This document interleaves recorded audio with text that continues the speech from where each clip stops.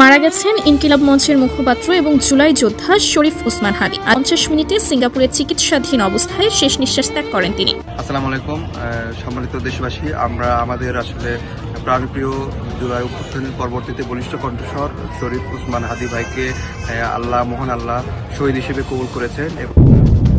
হাদির পরের টার্গেট হাসনাত আব্দুল্লাহ। তাকে মাথায় নয় ঘাড়ে গুলি করার পরামর্শ দিয়েছেন ভারতের একজন সাবেক সেনা কর্মকর্তা। জাতীয় সংসদ নির্বাচনে ঢাকা ৮ আসনের স্বতন্ত্র প্রার্থী ও ইনকিলাব মঞ্চের মুখপাত্র শরীফ ওসমান হাদি গুলিবিদ্ধ হবার পর চিকিৎসাধীন অবস্থায় মারা গেছেন।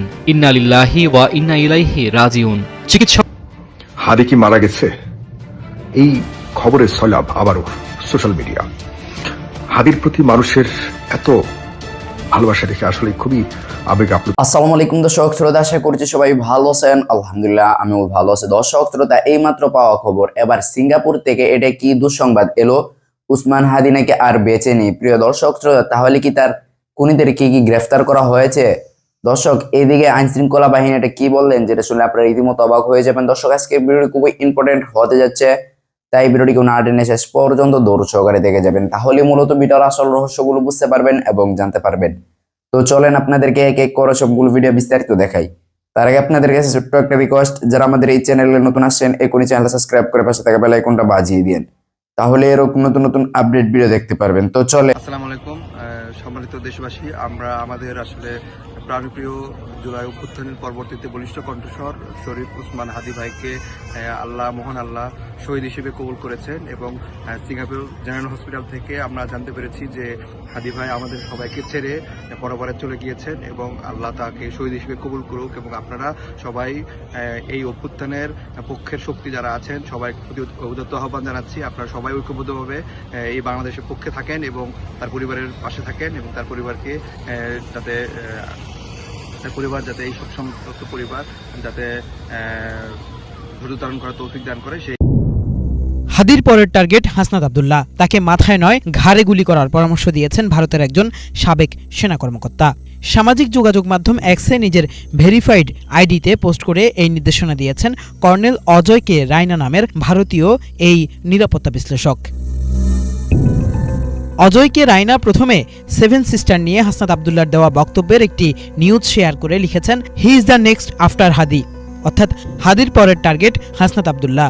পরের আরেকটি পোস্টে তিনি লেখেন, neck no headshot, silence him fast, will also take care of small error.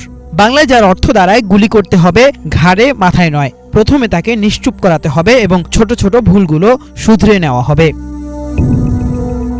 Call এজে নামের এক্স আইডিটি যাচাই করে দেখা গেছে এটি অজয় কে রায়না নামের একজন ভারতীয় সাবেক সেনা কর্মকর্তার আইডি। তিনি দেশটির একজন নিরাপত্তা বিশ্লেষক এবং লেখক। এক্সের মতো বিশ্বব্যাপী জনপ্রিয় একটি সামাজিক যোগাযোগ মাধ্যমে পার্শ্ববর্তী দেশের নিরাপত্তা সংশ্লিষ্ট ব্যক্তি কর্তৃক এভাবে প্রকাশ্যে বাংলাদেশের একজন তরুণ রাজনীতিবিদকে হত্যার হুমকি দেওয়া নিয়ে সামাজিক যোগাযোগ মাধ্যমগুলোতে সমালোচনার ঝড় উঠেছে। তার এই বার্তার মাধ্যমে হাদি হত্যা চেষ্টায় ভারতীয়দের সম্পৃক্ততার বিষয়টিও স্পষ্ট হচ্ছে বলেও মন্তব্য করছেন অনেকেই। এটি কূটনৈতিক শিষ্টাচার বহির্ভূত বলে মন্তব্য করে বাংলাদেশের সার্বভৌমত্বের উপর চরম আঘাত বলেও মন্তব্য করছেন নেটিজেনরা। এদিকে হাদি হত্যা চেষ্টার ঘটনায় গত 14 ডিসেম্বর ঢাকায় নিযুক্ত ভারতীয় হাইকমিশনার প্রণয় ভার্মাকে তলব করে পররাষ্ট্র মন্ত্রণালয়। এ সময় বাংলাদেশের তরফে ভারতে পালিয়ে থাকা বাংলাদেশের ক্ষমতাচ্যুত প্রধানমন্ত্রী শেখ হাসিনাকে দেশে সন্ত্রাসী কর্মকাণ্ডে উস্কানি দেওয়ার সুযোগ দেওয়ার অভিযোগ করা হয়। একই সঙ্গে ইনকিলাব মঞ্চের মুখপাত্র ওসমান হাদির উপর হামলার মতো ঘটনার মাধ্যমে আসন্ন জাতীয় সংসদ নির্বাচন বানচালের প্রচেষ্টার সুযোগ দেওয়ার অভিযোগ তুলে বাংলাদেশ সরকার। পরে বুধবার মৃত্যুদণ্ডপ্রাপ্ত ক্ষমতাচ্যুত প্রধানমন্ত্রী শেখ হাসিনা সহ দণ্ডিতদের দেশে ফিরিয়ে দেওয়া ও ভারতীয় প্রক্সি রাজনৈতিক দল, মিডিয়া লীগ ও সরকারি কর্মকর্তাদের অব্যাহত ষড়যন্ত্রের অভিযোগ এনে মার্চ টু ইন্ডিয়ান হাইকমিশন কর্মসূচি পালন করে জুলাই ঐক্য নামের একটি নাগরিক প্ল্যাটফর্ম। অপরদিকে জুলাই ঐক্যের কর্মসূচির মুখে 17 ডিসেম্বর বুধবার ঢাকায় ভারতের ভিসা সেন্টার সাময়িক বন্ধ করে দেওয়ার পাশাপাশি দিল্লিতে বাংলাদেশের হাইকমিশনারকে তলব করে দেশটির পররাষ্ট্র মন্ত্রণালয়। এ সময় ঢাকায় ভারতীয় হাইকমিশনের নিরাপত্তা ঝুঁকি এবং বাংলাদেশের রাজনৈতিক নেতারা ভারত বিরোধী উস্কানিমূলক বক্তব্য দিচ্ছে দাবি করে প্রতিবাদ জানায় ভারত। যদিও সেই সময় বাংলাদেশের হাইকমিশনারকে ডেকে নিয়ে ভারত আসন্ন জাতীয় সংসদ নির্বাচনের বিষয়েও জ্ঞান দেওয়ার চেষ্টা করেছে জানিয়ে পররাষ্ট্র উপদেষ্টা তৌহিদ হোসেন বলেছেন, নির্বাচন নিয়ে ভারতের নসিহত আমাদের দরকার নেই। কিফায়েত শাকিল, বাংলা ভিশন, ঢাকা। জাতীয় সংসদ নির্বাচনে ঢাকা ৮ আসনের স্বতন্ত্র প্রার্থী ও ইনকিলাব মঞ্চের মুখপাত্র শরীফ ওসমান হাদী গুলিবিদ্ধ হবার পর চিকিৎসাধীন অবস্থায় মারা গেছেন। ইন্না লিল্লাহি ওয়া ইন্না ইলাইহি রাজিউন। চিকিৎসকদের নানা চেষ্টার পরও বাঁচানো গেল না জুলাই অভ্যুত্থানের অন্যতম এই নেতাকে। শুক্রবার ১২ ডিসেম্বর জুমার নামাজ শেষে বিজয়নগর কালভার্ট এলাকার কাছে রিকশায় করে যাওয়ার সময় মোটরসাইকেল থেকে হাদীকে লক্ষ্য করে গুলি ছোড়ে দুর্বৃত্তরা। গুলি করার পর হামলাকারীরা দ্রুত এলাকা থেকে পালিয়ে যায়। পরে গুরুতর অবস্থায় হাদীকে হাসপাতালে আনা হলে তাকে লাইফ সাপোর্টে নেওয়া হয়। সেখানে সিটি স্ক্যান রিপোর্টে মাথার ভেতরে গুলি থাকায় অস্ত্রোপচার করা হয় তাকে। গুলিটি তার মাথার ডান দিক থেকে ঢুকে বাম কানের পাশ দিয়ে বেরিয়ে গেলেও এর দুই একটি অংশবিশেষ মস্তিষ্কের ভেতরে রয়ে যায়। এরপর ঢাকা মেডিকেল কলেজ হাসপাতাল থেকে হাদীকে এভার কেয়ার হাসপাতালে নেওয়া হয়। সেখান থেকে উন্নত চিকিৎসার জন্য এয়ার অ্যাম্বুলেন্সে করে সিঙ্গাপুরে নেয়ার পর চিকিৎসাধীন অবস্থায় মৃত্যু হয় তার। হাদী কি মারা গেছে? এই খবরের সয়লাভ আবারও সোশ্যাল মিডিয়া। হাদীর প্রতি মানুষের এত ভালোবাসা দেখে আসলে খুবই আবেগ আপ্লুত হচ্ছে, কারণ এই ছেলেটাকে আমি খুব ভালোভাবে দেখেছি এবং কথা বলেছি বহুবার। এত ব্রিলিয়ান্ট নলেজেবল ছেলে, নলেজেবল উদীয়মান রাজনীতিবিদ আসলে আমাদের মাঝে আর কখন আমরা পাবো আমি জানি না। খুবই ব্রিলিয়ান্ট একটা ছেলে। সে কি মারা গেছে কি না, অনেকেই ইন্নালিল্লাহ পড়ছেন, অনেকেই ইতিমধ্যে হাদীকে, তার মৃত্যুকে বরণ করবার জন্য মানসিকভাবে প্রস্তুতি নিয়েছেন। আপনাদেরকে আরেকটা কথা বলে রাখি, হাদীর মৃত্যু কিন্তু বাংলাদেশেই হয়েছে। হাদীর যে অঙ্গ প্রত্যঙ্গগুলি জীবিত ছিল সেগুলিকে কৃত্রিম উপায়ে জীবিত রাখা হয়েছিল, ভেন্টিলেশনের মাধ্যমে রাখা হয়েছিল। হাদীর মাথার যে খুলি সেটি বের করে রাখা হয়েছিল কৃত্রিম উপায়ে, সেগুলিকে প্রিজার্ভ করে রাখা হয়েছিল। হাদীর যে ব্রেইন, এটি বারবার ফুলে যাচ্ছিল।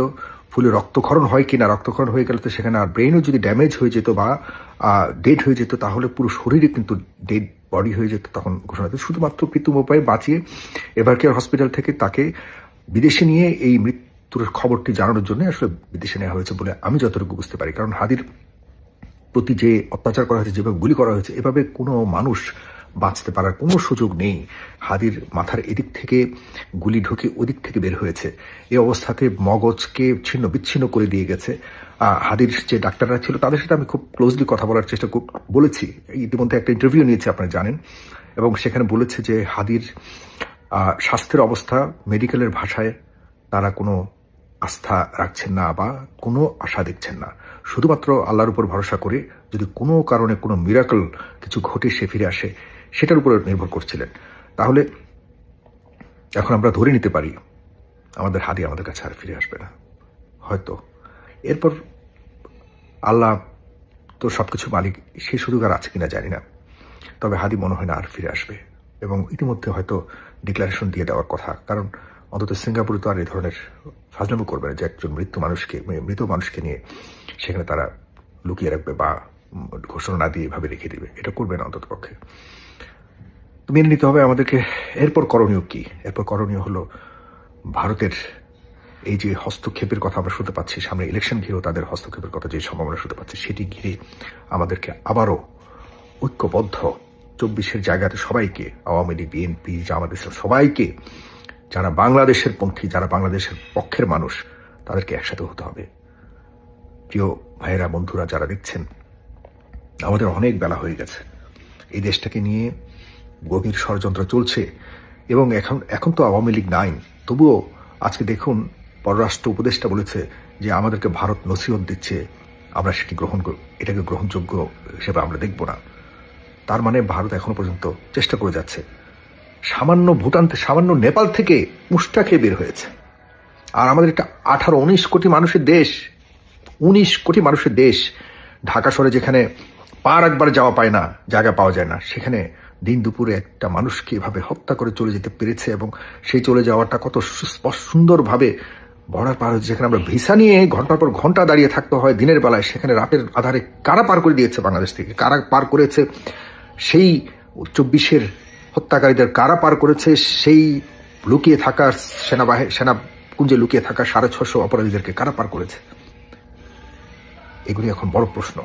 তার মানে এখানে বড় ধরনের ডিপ স্টেট কাজ করে যাচ্ছে। সরকারের বড় ধরনের একটা অংশ অপরপক্ষের সাথে হাত মিলিয়ে কাজ করছে। অপরপক্ষ বলতে আমি পার্শ্ববর্তী দেশকে বোঝাচ্ছি।